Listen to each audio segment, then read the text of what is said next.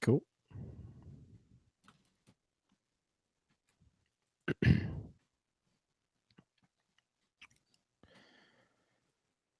Hello, everyone, and welcome to Linux for the Rest of Us, episode 200. This is a show about all things Linux, whether it comes to software, hardware, whatever tickles our Linux fancy. I am Cody Cooper, aka Super Coop, and I am blessed for the 200th time to be hearing my good friend, the DoorToDoorGeek, aka Steve McLaughlin, on this show. How's it going, Door? Hey, Cody. It's going okay. I'm getting my voice back, and I'm just about completely sobered up, I'll say. Got back from Philadelphia 2 days ago from hanging with, as you put it, the beast from the East, Russ Winter. Him, me, and Nick, a.k.a. the last known God, were mainly hanging out. It was just us three. But I'm going to tell you right now, I'm quoting Russ here. Russ is now the night before the event. And I said, Jonathan, me and Russ were just wondering tomorrow morning, do you think you might need any help or any assistance carrying stuff, setting up or anything? And or if you want a free dinner, I can get you a meal tonight. So he said yes and yes. So him and his significant other, Jenny, and I had to think about that because she said everyone mispronounces her name. We met at Han Dynasty, where when you look at the URL, it says Handy Nasty. But it was actually pretty good food. We sat and we BS for like an hour and a half. Jonathan is an unbelievably nice guy. Really good event, really good people, really nice people. And in my typical troll fashion, I really PO'd the arch guy. Of course. Yeah, well, somebody has to, is what I keep thinking. That's right. Well, it's their high blood pressure that keeps them focused. Yeah, and keeps them anal about their distribution. That's right. Yeah, and here's the one thing I gotta say. Most belligerently in my face about this event was it was a completely free event. Nobody paid nothing unless you went over above and beyond and selected, I want to pay for something. Okay. There was no special perks. There was no gimmick, anything. It was just come to the event, or you can come to the event and donate us money. And then at the end of the event, they asked everyone after the keynote, hold tight for a couple seconds. You know, thank you for coming out to the event. Thank you for this. We want to thank him for that. We want to thank him for that. And then they gave away what had to be nearly $180 worth of merch. T-shirts, they just started calling out random names. T-shirts, sweatshirts, books, all kinds of stuff. And I turned to Nick and I said, how can a free event, completely free event, afford to just give away stuff? This literally blows my mind. And then they called my name and I just laughed. I went up, I got the shirt, and I immediately handed it to Nick because there's no way that shirt was going to fit on me. I know that. Yeah. Look, I'm a big believer in these t-shirt companies that are making, especially for certain events. You guys should invest in some of the bigger sizes. I'm just saying, know your audience. If you need to do one thing when you're making content or you're making a product, know your audience. Yeah, and it's okay if you want to bring shirts that I can give to my kids. That's great. But yes. Yeah. And I typically don't sit through any talks because I can't, because my ADHD just goes off the hook. But I actually sat through a couple. That's good. The first one was a very smart guy who used to work at the same place that I believe Russ works. And he was talking about Jenkins. It's a continuous integration tool, which basically means it's like a interface command control to automate building of applications, deploying of applications, and testing of applications. And I found that talk to be pretty fascinating. I'm not going to lie. I'm thinking that's a good talent for me to start to learn for any future possibilities I might have.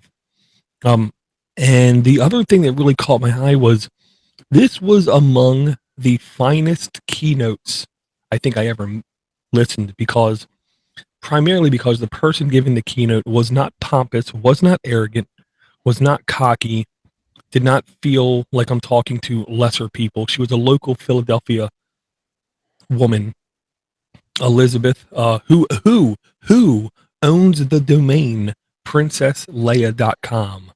I don't know how she pulled that off. Wow. Okay. Yeah, so everyone said they know when she sells the domain because no one's going to hear from her and she's going to retire from work.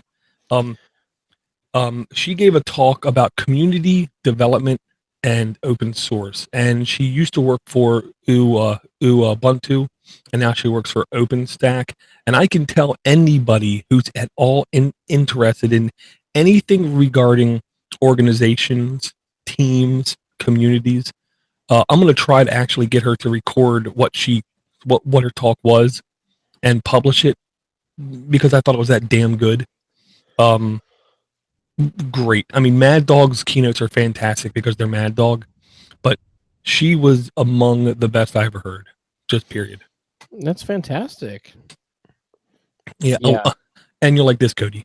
The event was held at the International House in Philadelphia, which was abbreviated IHP, which I heard everyone kept saying. Sure. We're at IHOP, but I don't see any pancakes.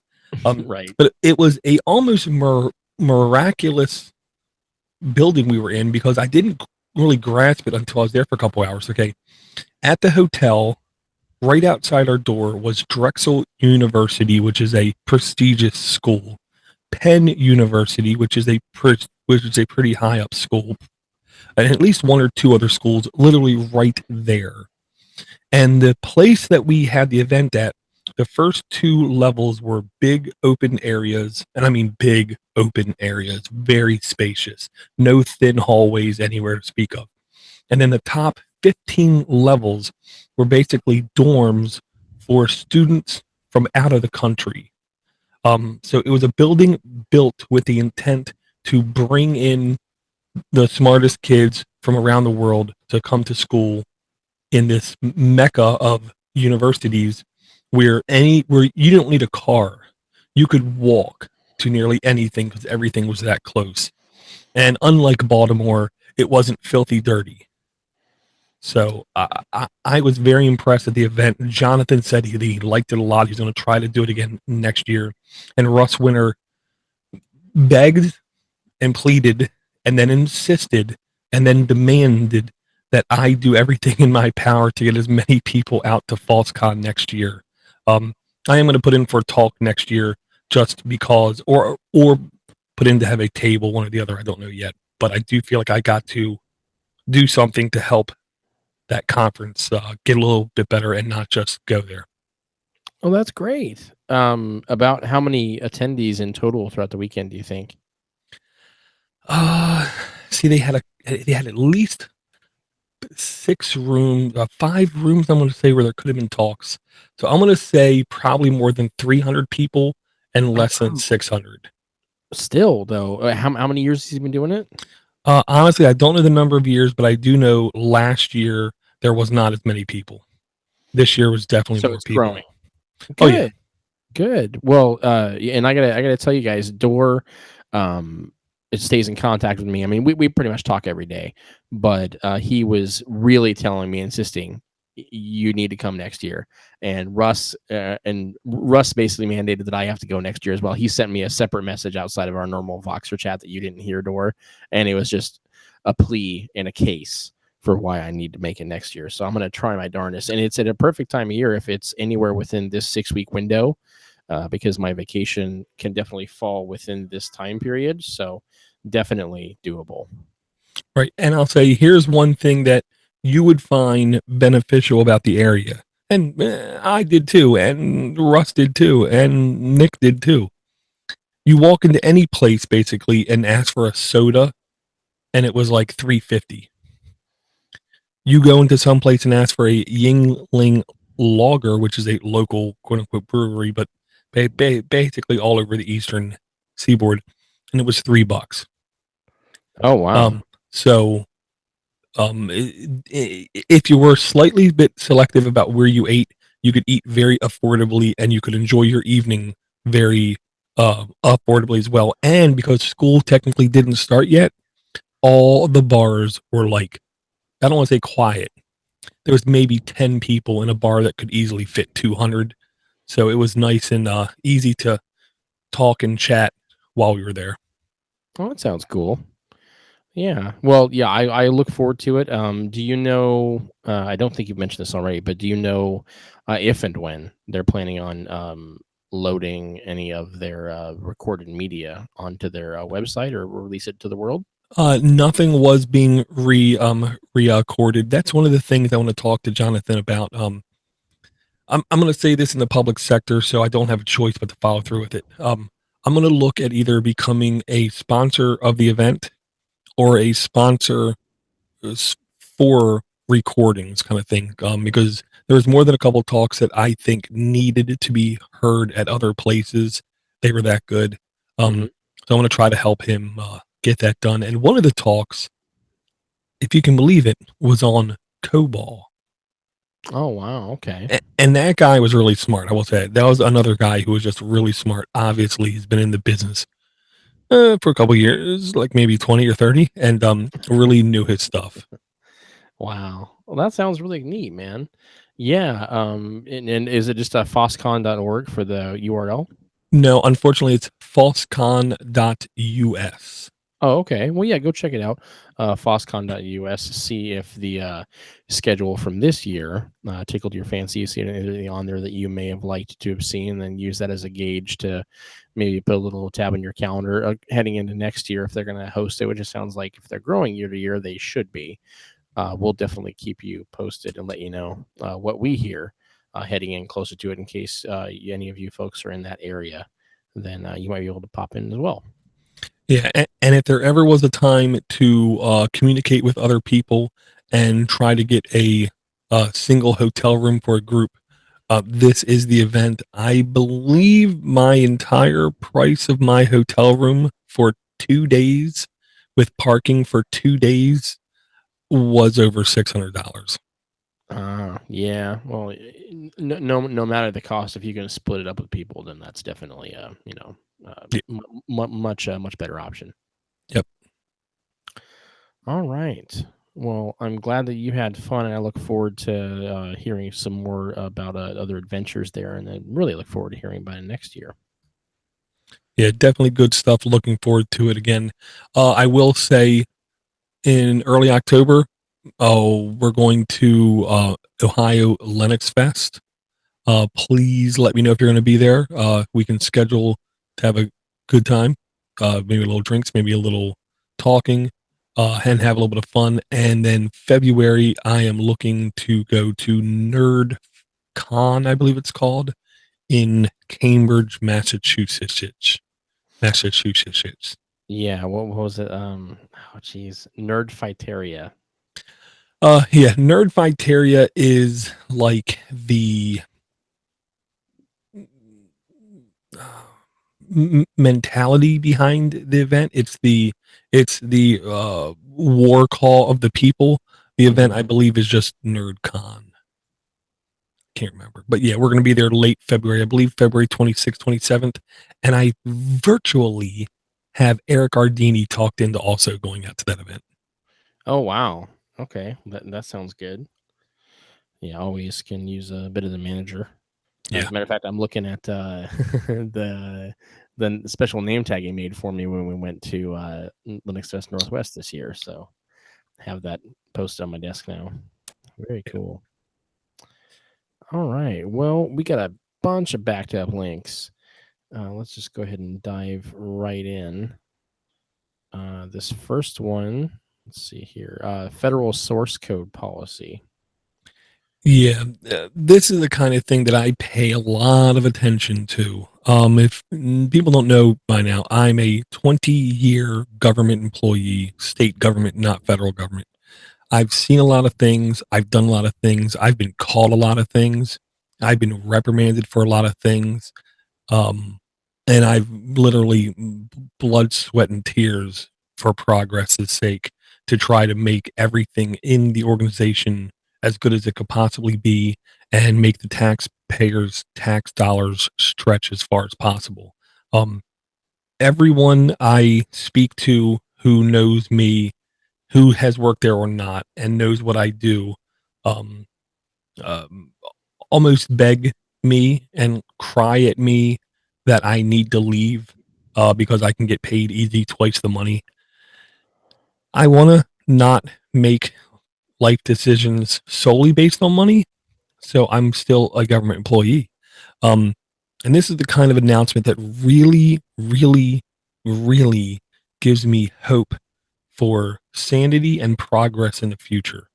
The federal government, literally days before we recorded this, released a memorandum for the head of all federal agencies, basically mandating that in everything you do regarding software, you have to be open source first, which means anytime the federal government builds anything, anytime the federal government is given anything, anytime the federal government buys anything, they have to buy open sourced first. And if they don't, they have to give justifications why they don't. Now, this is the kind of memorandum where really nothing could change. This thing could be enacted, and for 20 years, nothing changed because everyone just gives justifications why they're not doing it. But there's also little doubt in my mind, this is the kind of thing where, if not immediately, the federal government very soon will literally give people, I don't want to say bonuses, but they're going to give organizations less hassle over budgets when they're doing this kind of routine, when they actually do buy open source software and when they do develop open source software. Even where I work, there are now people there that understand without question, without doubt, without hesitation, that open source is one of the biggest influences in the future of technology. They won't say it is the future. They won't say we have to use it, but they notice its impact to everything that is going to be happening there.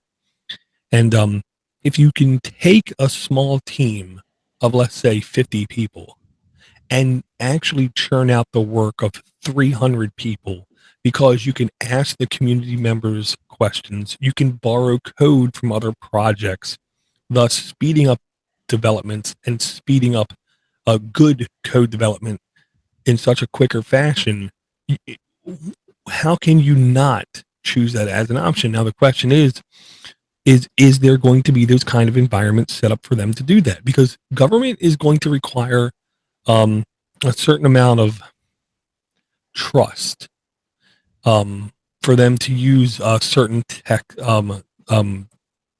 technologies whenever it comes to personal identifiable information, social security numbers, fingerprints, data like that, or when it's programs dealing with massive amounts of money. Like I can tell you where I work, one of our applications that we use, just one of the applications that we use, granted it's a gigantic application, but just one of the applications that we use has over $220 million every month go through that application.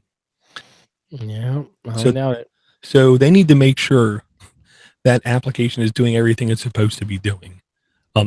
So I'm going to understand where every government institution is going to be hesitant with this, but I also see people like myself scattered about through the government who are going to see this and they're going to use it as like the tip of their spear to get things done.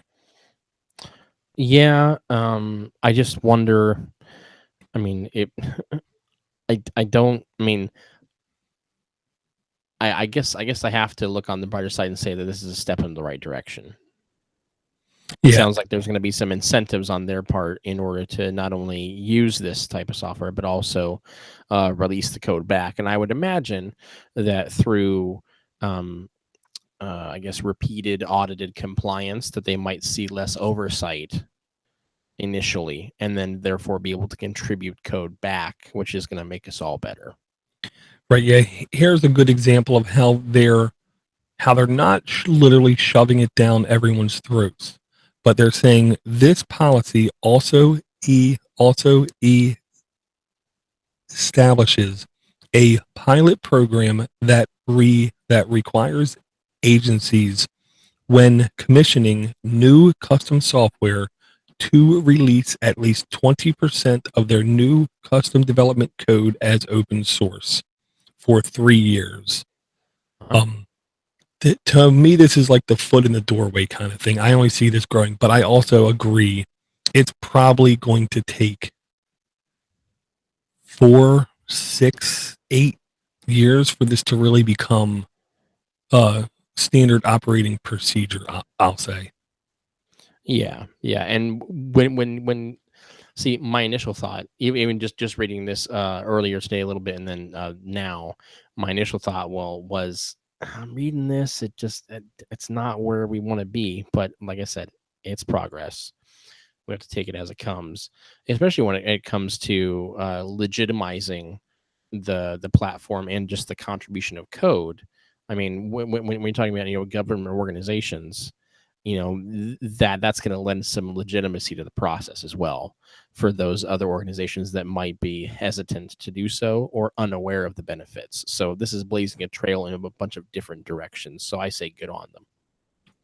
Right. And I'll say the only vendor, really quick backtrack, the only vendor I didn't see at FalseCon, and I'm going to have to ping them, is I did not see Think Penguin at the event, but I did see Murph. And Murph reminded me he went and purchased a Think Penguin laptop, and I played with it again for a couple minutes. And I got to say, man, I'm just going to have to figure out how to break down and pull the trigger on that thing. Because there's few companies out there that literally think about your privacy, your security to the degree that Think Penguin does. So if you care about companies that that take care in picking out each piece of a computer to make sure it is as open as possible, if you care enough about throughput, because like one of the guys there at Think Penguin, I want to say Bob, Mm-hmm. is so absurdly advanced. Most of the BIOSes on the machines he goes in and customizes to make more efficient. Uh, so trust me when I say I've never heard anyone who buys a Think Penguin computer that is completely dissatisfied with the product. I will say they do not order 2 million pieces of anything at a time. So you're not going to pay prices that you would get with HP or with Dell. You're going to pay a little bit more for the hardware that you get, but Mm-hmm. you can take assurance that you're supporting companies that actively try to support you. Yeah, and then that's also a great way to. And many of you've heard this too. Vote with your wallet. There's it's not just I'm picking this company, but I picked this company to because and then list the reasons why. They right now they have a couple different notebooks. There's the Corora and the Adelaide. I can't remember the name of the other one, but both of them spec wise really really good. The prices are a little much, but Door, is there a way we can help save our listeners some money if they were to venture over to thinkpenguin.com and perhaps order something from them? Oh yeah, if money is a concern to you, which it probably is, all you gotta do is send us an email at podcast@linuxfortherestofus.com and I will give you a coupon code. The only thing I ask is that if you do not use it, you let me know so I can put it back in the rotation to give to somebody else. You got it. Fantastic. And yeah, if you, I'll have to see. I met Bob, who I affectionately refer to as Hacker Bob, because that, and I say affectionately, but it was his official title on his official business card he gave me 3 years ago when we were in health, which I thought was really cool. But yeah, you get to talking to that guy, and Dor can attest to this. Your kind of eyes glaze over after a little bit, and you're like, oh, okay, he's on a whole nother level. Very, very sweet guy. I had a really good conversation with him that year about putting, I want to say, Oh, it was Debian Light, or maybe it's Debian Stable at the time, on an old PowerBook G3 Wall Street laptop. Nice. And yeah, so I mean, yeah, if and it was a few custom things he had to do to get it on there. So that's another little peek into the window of what he's capable of. So yeah, really, really cool guy. And then, you know, the whole organization, their mission statement and what they provide for the community is great. So definitely check them out.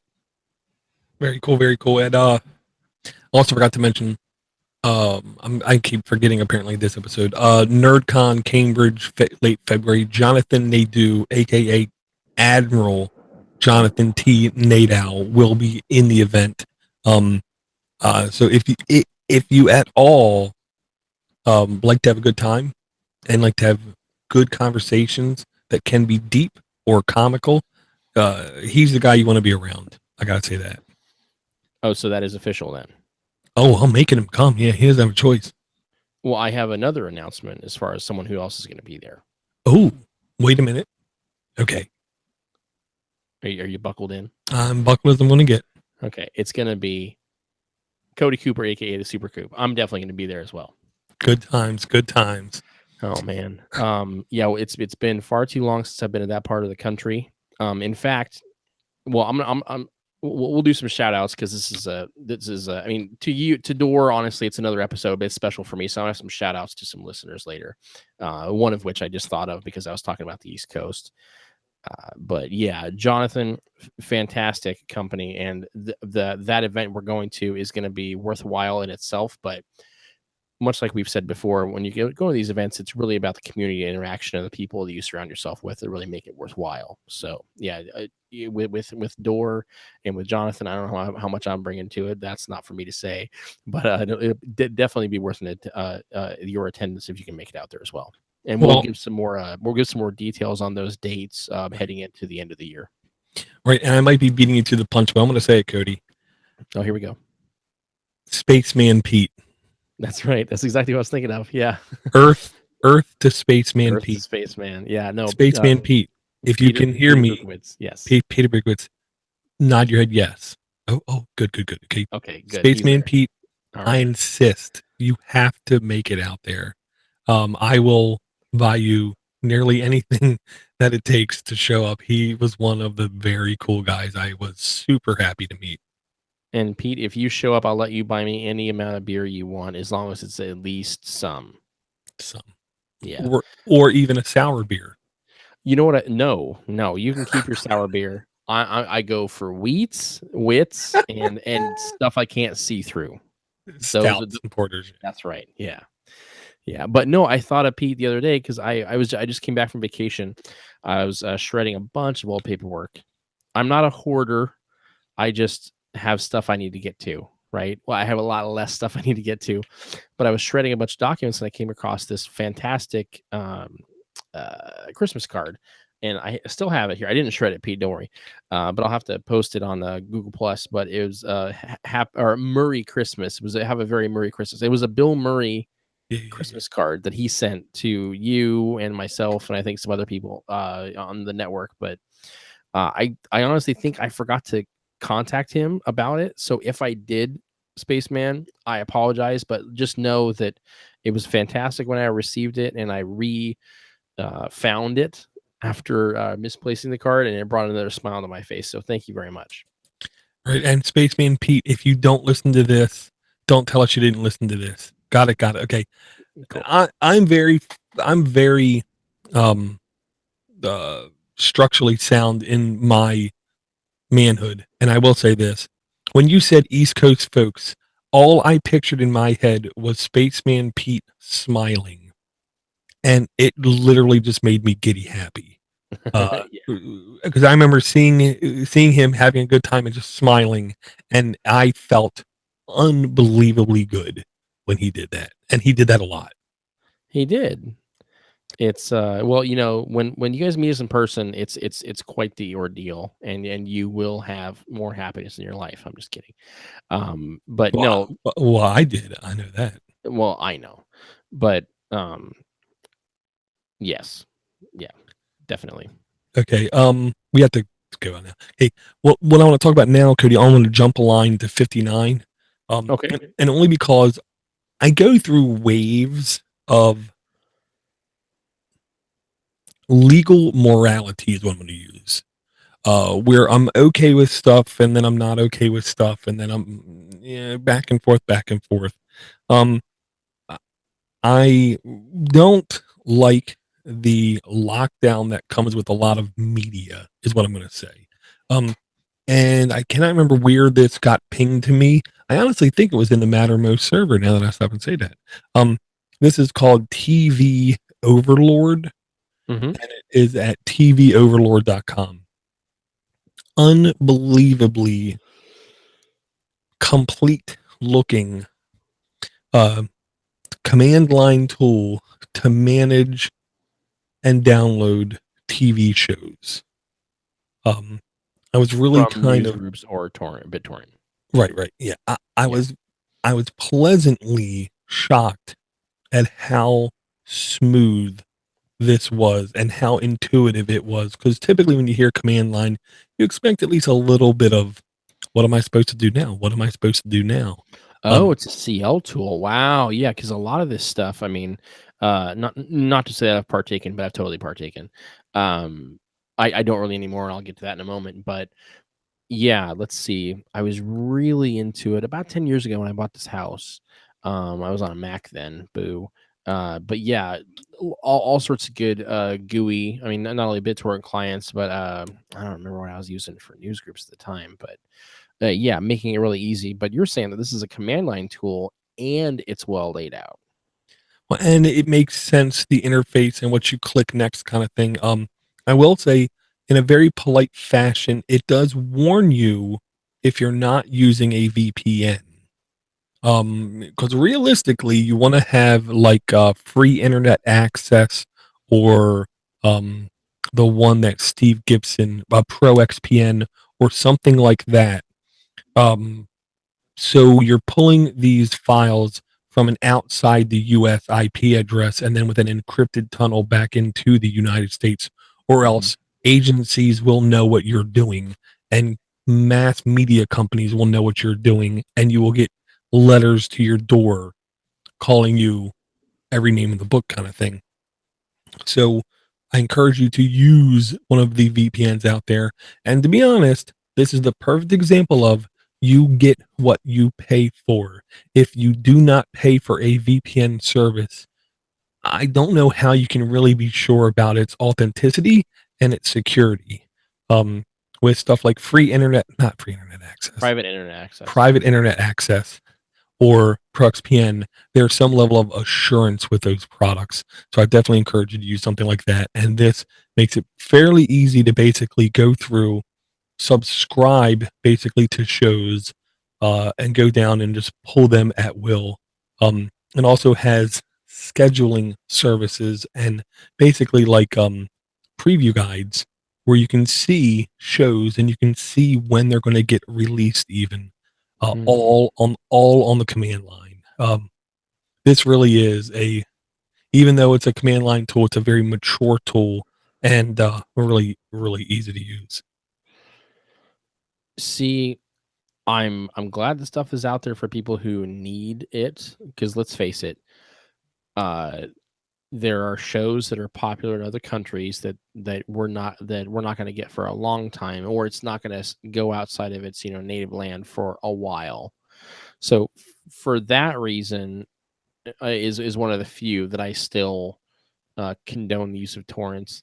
I'm not condemning anyone that does, but I'm just kind of beyond it, and I'll tell you why. And this gets back to me kind of cleansing this office over the last couple weeks. I used to do the Netflix shuffle, wink, wink. You can fill in the gaps there. Used to do a lot of torrenting, but after so long, you amass such a library of media. You're simply, the rush is collecting. It's like people who just shop but don't enjoy what they're buying, or they get this thing in the mail and they're just like, oh, let me go find something else. And I just amassed this huge collection of media, but then looking back on it, I realized I didn't really consume any of this. For instance, I just got rid of a huge binder full of discs, which had media on them.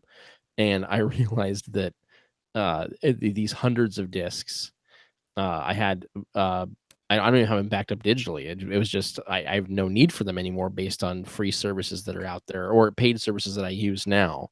So I had to crimp cut like upwards of 200, probably 300 actually, DVD-Rs just to securely get rid of them and toss and then recycle the plastic.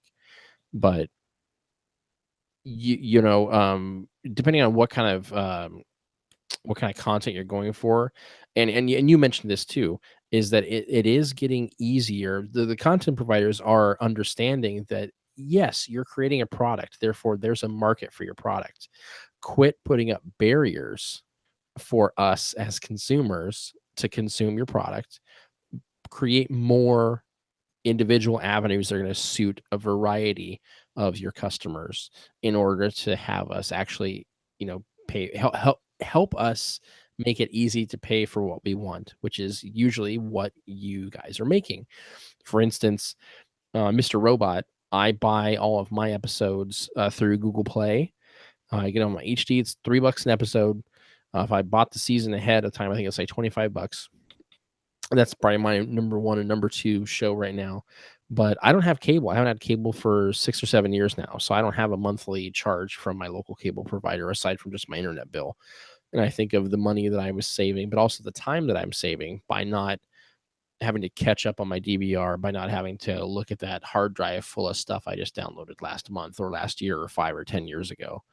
And I just kind of consume at will rather than have it be a chore or just collect files to collect files. So that's just where I'm coming from. So when I see something like this, personally, I don't even want to dip my toe in it because I know I might just fall in again, like an open well, an unmarked open well in the ground, which is funny because that. Have you started watching Preacher yet? Nope. Don't know nothing about it. Oh man. Well, anyway, and I'm not, I'm not gonna wrap this up. I'm huge into comics again, and my first thought was, oh, I can go get all this, I can get, all this digital comics, just have it all available on my tablet, thousands of issues, whatever. And I just thought, but I'm gonna get into the same thing again, where I'm gonna have like a ton of music or a ton of TV shows or a ton of movies.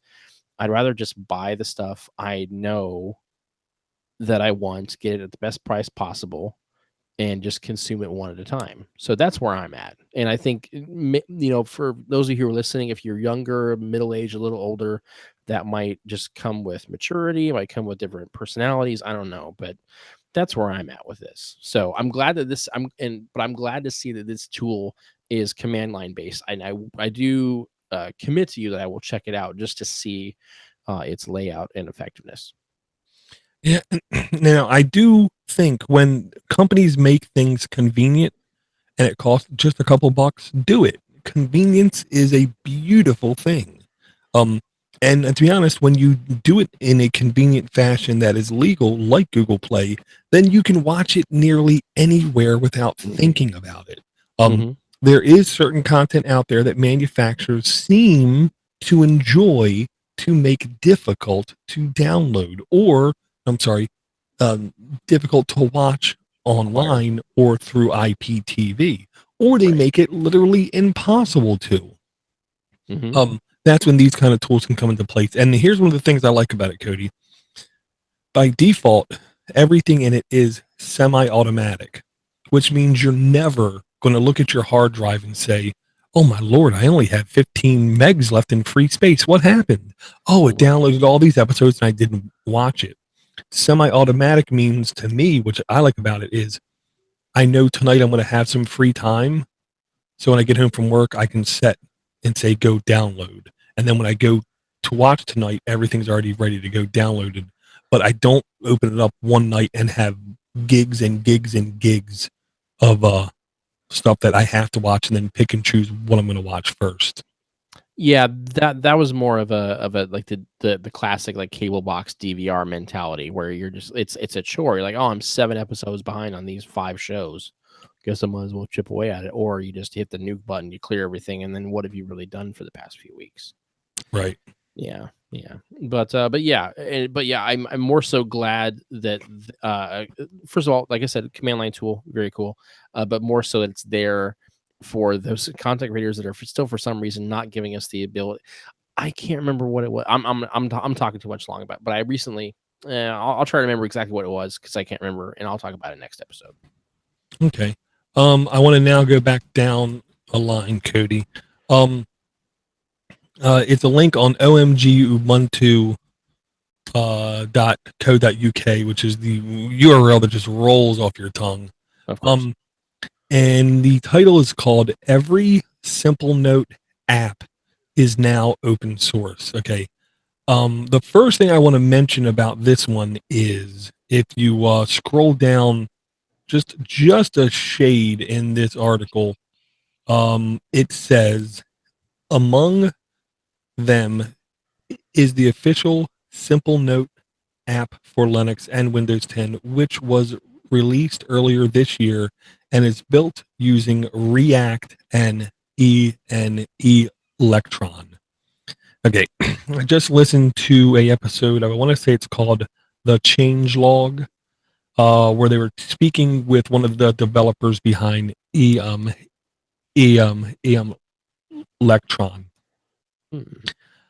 I keep wanting to go back into some level of programming, some level of code development, some level of creationism as far as digital applications go. And there's a barrier of entry that I don't know if I'm right now willing to sit through, whether it's even something as easy as Python. Python is nearly 100% human readable, but I'm still going to have to learn the GUI tools, and I'm still going to have to build everything. Okay, Electron is on GitHub, and Electron is a application development kit that uses Chromium as its display manager. And you write everything in HTML, JavaScript, and CSS. Okay. Now there's an advantage to it using Chromium, and that is you don't have to worry about which browser you're being displayed in. Okay.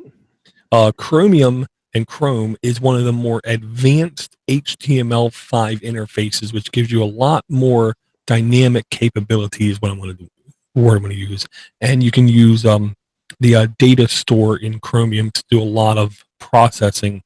Right there.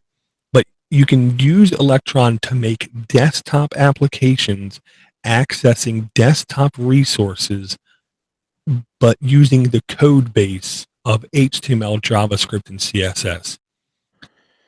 So that's really neat. Yeah, so I like that idea a lot, just to allow beginning or newer developers to get into more of a rapid application development process using code bases that are not extremely difficult. Because if you use stuff like Bootstrap and if you use stuff like jQuery, there's a lot of things that could be complicated that become much more simplified when using those frameworks in conjunction with a tool like this. So I'm going to probably load this on at least one computer and at least play around with the idea of at least a little app just as a proof of concept to myself to see how easy it is to get this thing up and rolling. But I'm very glad that you phrased that specific way. Did you have anything else to say on that? Because I wanted to kind of parlay that into my next topic. No, go ahead. Okay, because if you said that you wanted to try this piece of software out on a machine just to see how it runs, and that is the perfect way to segue into something I wanted to ask you. I know I've talked about it before, and I know that you've mentioned it on the show, but that was nearly 200 episodes ago. But often when it comes to using a different set of tools, there's a lot of hesitation. But if you can create or provide yourself in an environment to test said tools, just get in there and do it, because a lot of it's kind of like the fear of the unknown is actually worse than the unknown, or the hesitation is what's holding you back. It's not actually how difficult it might be, so just get out of your own way, make it happen, take the plunge, which is exactly how I tell people who are asking nowadays to try Linux, whether it be a live CD or using the Cody Cooper method, which is to actually have a second hard drive in the tower, or one you could swap out in a notebook and just load a distro on there and then swap them out, or come up with a way to load one either through the BIOS or so on and so forth, in order to provide yourself an environment to try a different experience. So that leads me to my question, Door, and I already know the answer, but for those of you who maybe haven't been following since the beginning or may have forgotten, when was your first Linux install? What was it on, and what distro was it? The very first thing I believe I ever did was on my Dell XPS M1210, which was an 11-inch XPS computer from now, I want to say 2006, possibly. Um, and and the first thing I installed and stuck with for more than a day, because I installed a lot. I figured out how to load 10 distros on one hard drive and pick and boot between them, all of them. And I loaded everything from portable distros like Slacks, Debian, Knoppix, on and on and on and on. But the one that I first stuck with for more than a day was Ubuntu Dapper Drake 606, I believe is what it was called.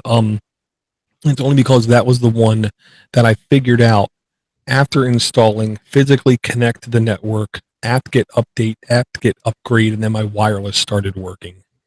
Yeah. So that was the one that I stuck with. So that's literally a 10-year-old distro. Yeah. Oh yeah. And that's what shocked me the other day. I was thinking about some of the age and maturity of some of these Linux things that we've been talking about. They really have came a long way. I mean, remember how ugly Ubuntu was early in its development cycle. It was almost jarring. It was so bold in its colors, and its menu was different, and this was different, and that was different. Where now I'm seeing a lot of, I don't want to say convergence, but everything's trying to be shiny. Everything's trying to have curved edges. Ubuntu still works a little bit like Windows 8 did. KDE still is a lot like Windows 7 to me did. Neither of them are bad for doing that, by the way. It's just their style choice that they chose with. And now became saturated in stability is the words that I keep coming up with, because I'm now just stuck on the long-term support Ubuntu, and I'm fine because everything just works. I rarely ever have any kind of problems, any kind of situations, and I don't have to worry about updates coming down and breaking anything like I honestly used to worry about on Windows. Every month I would worry about, is something going to break? Is something going to break? And then for decades, it seems like Windows has not had that problem. But now all of a sudden, with the anniversary edition update in Windows, it's completely screwing the pooch, to say, and completely destroying people's installs, and they have to reinstall from scratch. And Linux hasn't had that problem for at least, I'd say, 7 years. Mm-hmm. Yeah, I've been running Linux since 2008, 2000, maybe early 2009. But yeah, my first install was it was either 8.0. It might have been 8.10 or yeah, maybe 8.10. I actually, it's a much longer story. I'm not going to get into here, but I installed it on my 2006 white MacBook, just a old school MacBook. And if you want to talk about hurdles, I'm sure the level of difficulty of installing that was nothing compared to 10 years prior, but it wasn't just pop in the disk and go. Like, there was special software I needed to install, special configuration. And I remember getting the OS to load and throwing my hands up. I was working an awful graveyard shift job at a grocery store then, and that was a little bit of success that I needed at the time. So I threw my hands up. I felt great. And then I realized that almost nothing important was working. I couldn't load some apps. The Wi-Fi was not working, but man, I had a new system on this machine that I wasn't really using anymore for anything else. Even though it was my main laptop at the time, I was just I was done. I had decided I was done with Apple, but that's what I had to install on it. And I tell that story to people who ask me what I first installed on, and just said, "Yeah, but you know what? When it comes to, and anybody who's listening to this are probably running and or thinking about at least trying Linux. So what I gotta say is, try a live environment. There's no obligation to it. There's no commitment whatsoever other than just time. You're not going to mess up anything on your machine. And then it's up to you, because once you do that, you realize one very important thing when it comes to this entire movement is that you've just then made a choice to try an environment of your choice rather than just simply taking what was already installed on the machine that you purchased. So there's the old saying, like, I don't expect you to think like me. I would just hope that you would think. I just hope that you make a conscious effort to look at your options. You don't need to do what I do. You don't need to do what Door does, but don't settle when it comes to especially software, because there are so many options out there in this day and age. There were many options, 7, 8, 9, 10 years ago, many before then, and I can only imagine what's going to be going on in another 5 years or another 200 episodes. When I started listening to this show, I've only been co-hosting for about the back half of this entire show, but that was 5 or 6 years ago. I was that guy who was just starting a computer tech business, stumbled upon Podnutz through iTunes, actually, because I was a Mac user. And then I remember saying, I hope that they start a Linux show. The next day they started a Linux show, and I was just, oh my God, this is great. And then I threw caution to the wind. I said, I hope they start an Android show too soon. And then like 2 weeks later, Android App Addict started. That was just over the moon. So overall, Door, I just wanted to say thank you for everything that you've done, especially on this show, but on Podnutz in general, because as a fan, it has been a wonderful ride. And I know this might sound sappy, but you really did show me what was possible, just not only through community conversation, but just making it easy and presenting it in such a fun and insightful way that made me want to keep exploring and keep making those choices to look for other options. And I really do thank you for it. Well, I mean, to me, that's the heart of Podnutz. The heart of Podnutz is normal people talking about their passions. And being able to communicate those passions, I think, is one of the most important things we can do as humans. We can't zealify is not even a real word. You have to speak in realistic terms. You have to speak in ways other people understand you, or else people are going to spend all of their mental power just trying to figure out what the hell you're saying. And honestly, there's too many podcasters out there that when that light turns on and that mic is powered up, they're just thinking about how can I impress somebody with my vernacular? How can I impress someone with my vocabulary? How can I impress somebody with my intellect? That's not what real people do, in my opinion. Real people that I know of, that I speak with, that I hang out, that I enjoy talking to, enjoy communicating things in a clear, concise way with as few words as possible. Not to just drag on about 20 minutes about how water flows out of a pipe. You turn it on and gravity pulls it down. Sometimes it splashes. That's about it. But one thing I just wanted to, real quick, Cody, to rewind real quick and then come back because I forgot.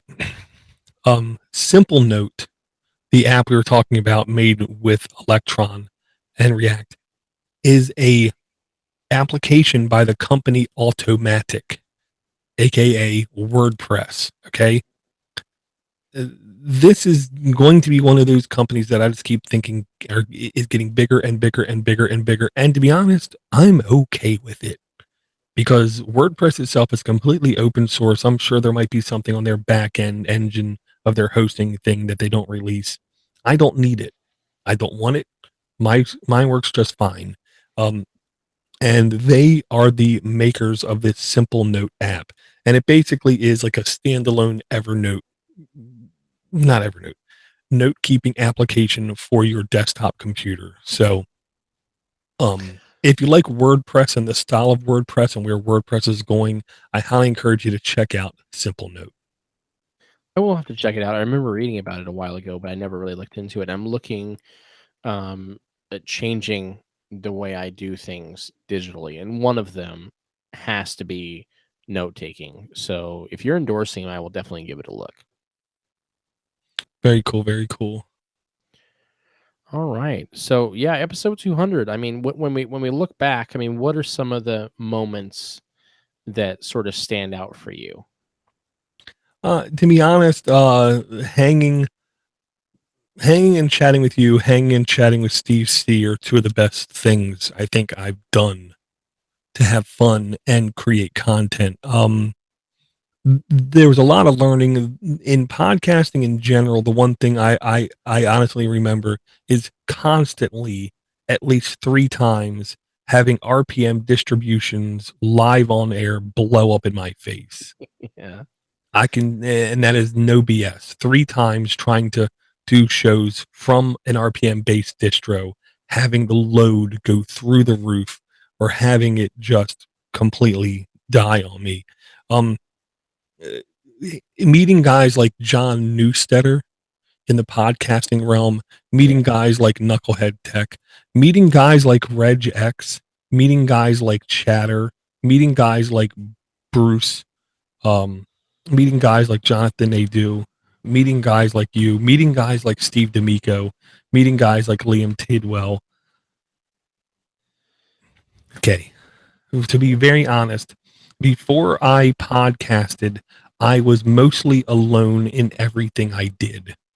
I would always have 1 or 2 people that I hung out with.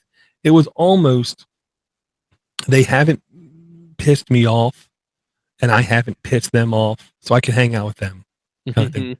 But since podcasting, I've made the best friends I think I've ever made with people that I can communicate as honestly as I want to, as frequently as I want to, and they can communicate with me as honestly as they want to and as frequently as they want to.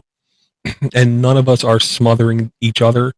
None of us are supremely pissing off each other, and we're just having a good time.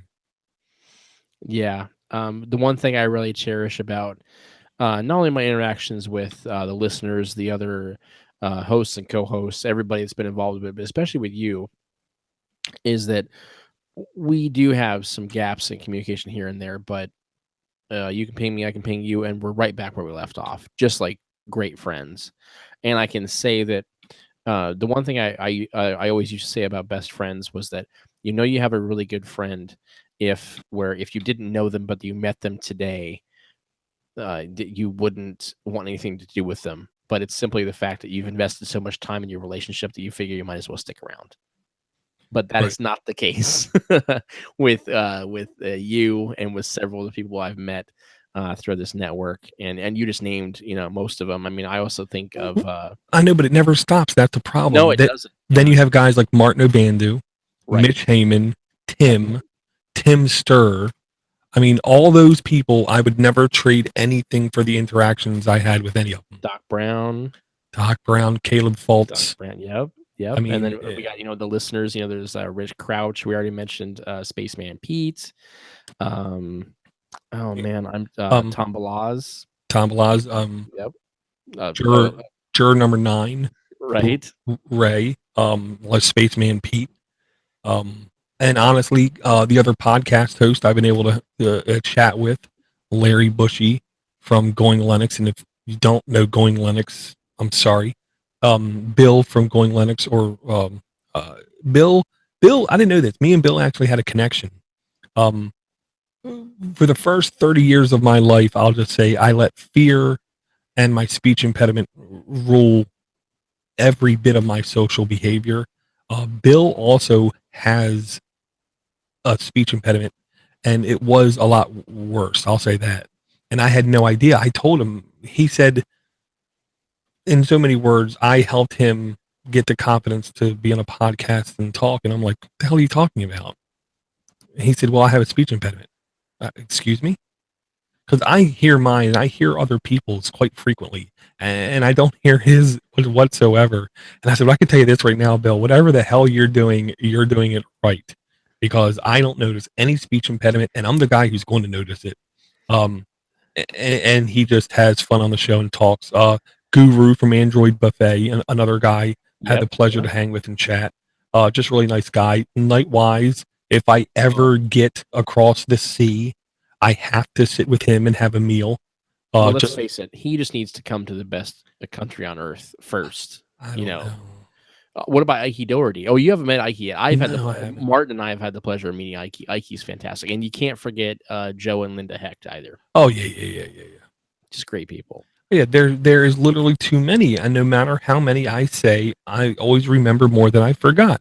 Like Chuck, like Aaron. Oh, yeah. Well, Aaron, you could take him or leave him. Well, okay. And to be honest, the kind of guy I've never met and who I just keep, and I always feel like I already have, and that's Eric Sauce. Right. Johnny and Brandon. Maybe I got his name right. Yep. I don't know. Just period, the nicest people I ever met, period. And I'll even throw in there Richard Hughes and Joel McLaughlin. Dan Fry, unbelievably. Maybe the smartest guy I've been able to sit down with and chat with in real life, and unbelievably grounded. And Double N Dan, and another guy, 10 times smarter than he lets on, kind of thing. Oh, don't forget about Chad Wallenberg. He's not very smart though. Well, I wasn't trying to associate him as an intelligent person, but and he's not going to listen to this anyway, so we can talk bad about him. That's right. Yeah, him and his plaid shirts and awful taste in God, what did he? Vodka. Yeah, cheap vodka. Yeah, affordable vodka. Not that I'm knocking people on a budget. I know, but I found out why. Why? Because vodka, at least potato-based vodka, causes less gluten-free. Well, not gluten-free, but it does cause less issues for people with any kind of allergies. And straight potato vodka is less harmful for diabetes. Yeah, and that, and God, I knew a girl. Well, I know a girl, I should say. She has a celiac disease, and she can only drink potato vodka. I mean, not as an exclusive beverage for the rest of her life, but as well, she could. Well, of course you could. I mean, you could survive off of it. There's water in there somewhere, but when her and I were hanging out more frequently, I should say, I haven't seen her in years. Anyway, okay. Totally off that tangent. I'm gonna make sure there's a link in the notes, and I encourage everyone, watch this with headphones on while you're in private. Okay. It comes with a disclaimer. Eric Ardini's wife, Eric Ardini's daughter, and Russ Winter's wife all have legitimate full-blown celiac disease. I showed them this video from Awaken with JP, and it's called How to Become Gluten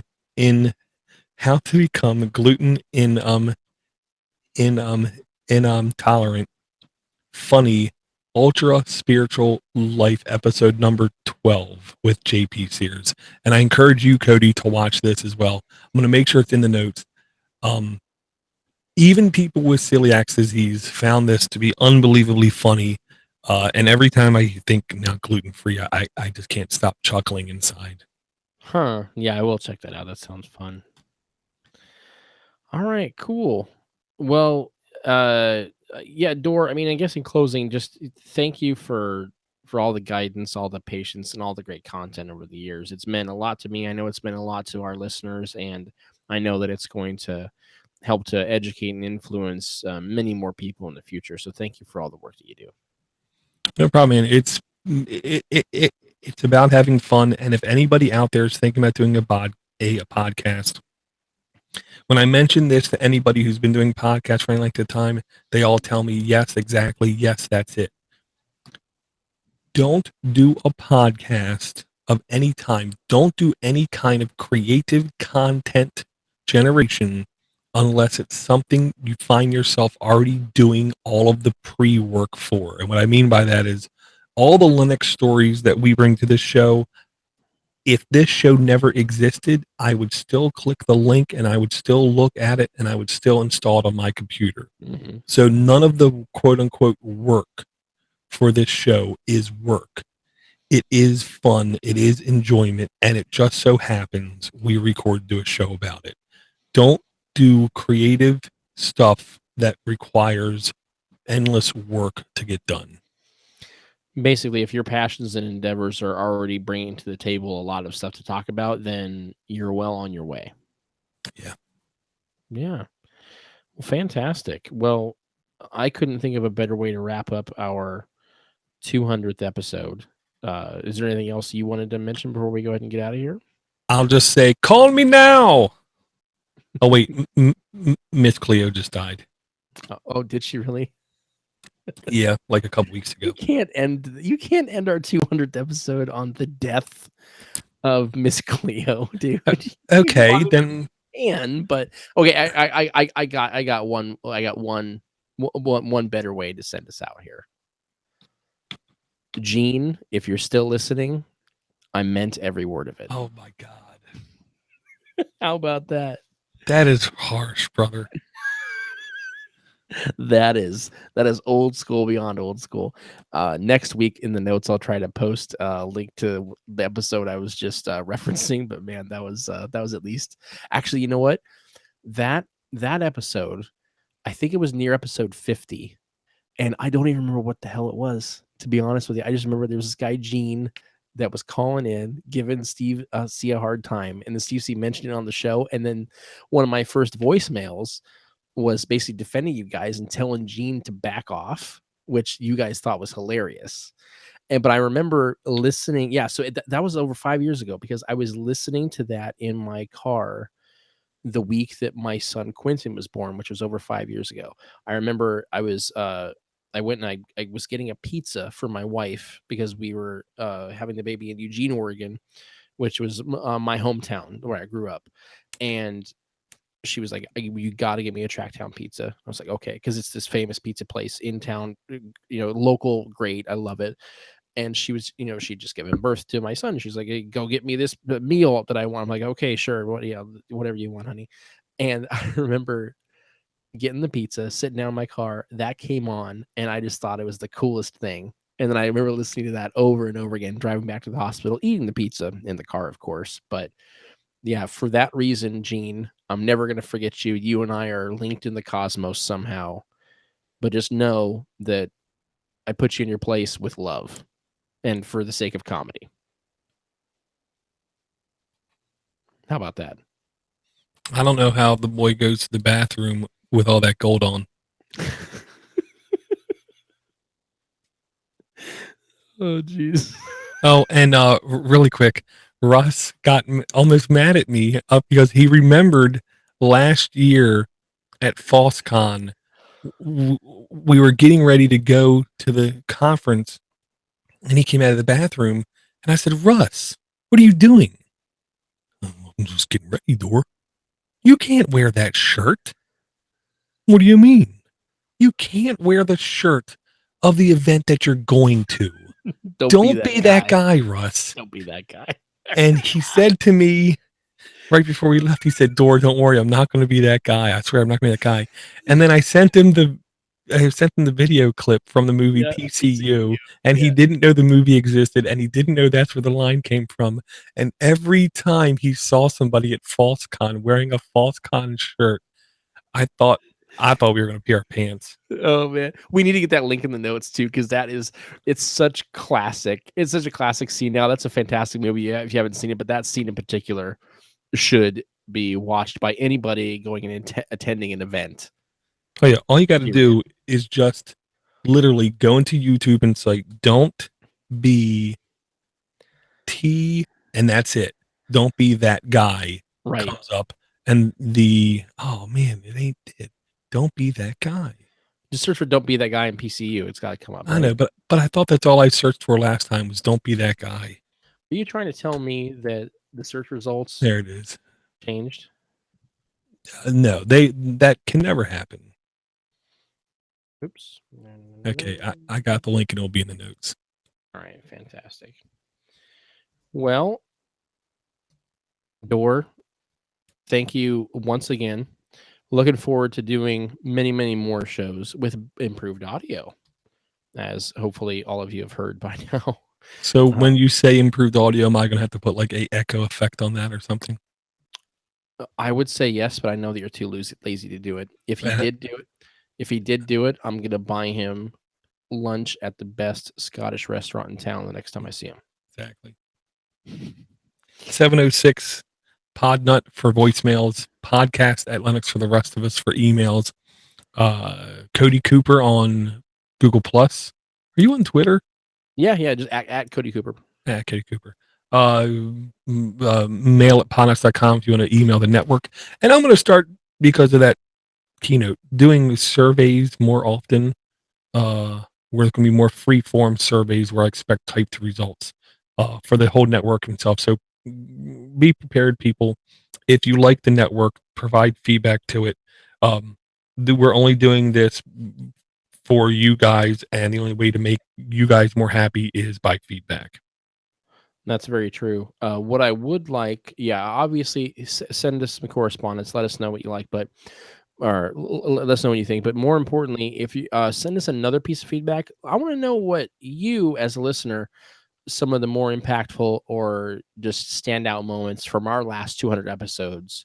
What were they, and what did they mean to you? Were they a springboard? Something you hear on the show, was it a springboard for you doing something in the open source community? I would really love to hear that. So send that into podcast@linuxfortherestofus.com. Very cool, Door. All right. Well, once again, Door, thank you very much. And if you want to hit him up, obviously, Door at podnutz.com, or you can hit him up on Google Plus. Just search for DoorToDoorGeek. You'll definitely find him. Or mail at podnutz.com. He already mentioned that goes directly to him as well. All right. Anything else that you can think of? Not that I can think of.